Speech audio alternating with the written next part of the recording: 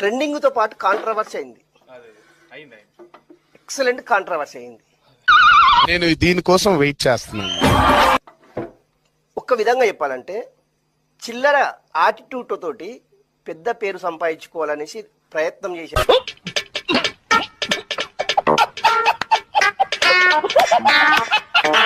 అంటే ఇప్పుడు నాకు సపోర్ట్ అదే అంత పెద్ద బూతులు కాదు అని అంటున్నారు, అండ్ అదేం పెద్ద ప్రాబ్లం కాదని చాలా మంది అంటున్నారు.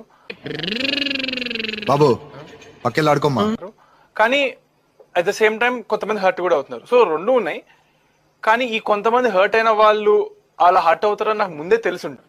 అయ్యి బాబోయ్ నిజమే, నాకు బుద్ధి కావట్లేదురా.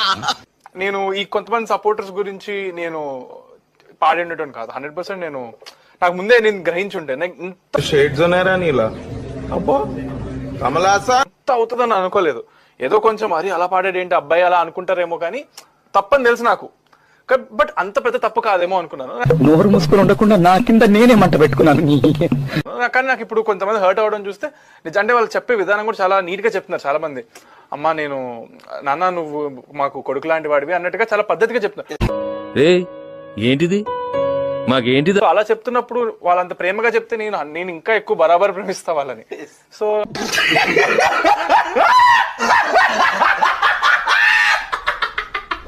సో అలా చెప్పినప్పుడు నాకు అప్పుడు అరే అవును కదా కరెక్టే కదా అని వచ్చింది. నేను దాని గురించి సారీ చెప్పేశాను. అంటే నాకు తప్పని రియలైజ్ అయ్యాను.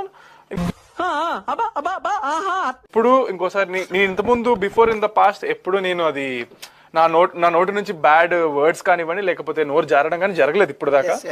ఇది ఫస్ట్. గుడి దగ్గర చెవులో పువ్వులు పెట్టుకుని చాలా మంది ఉంటారు, వాళ్ళకి చెప్పుగా టైం జరిగింది. అండ్ ఇంకా మీదట ఎప్పుడు జరగదు, ఎందుకంటే ఇప్పుడు కాన్షియస్ అయిపోయా కదా నేను ఇలా ఉంటుంది పరిస్థితి అని. సో అది జరగదని చెప్పేసి నేను సారీ చెప్పడం జరిగిపోయింది. ఇంకా అది అయిపోయింది అక్కడతో. ఈరోజు సినిమా రిలీజ్ అయింది. సినిమా ఇప్పుడు ఏం చేద్దాం మనం?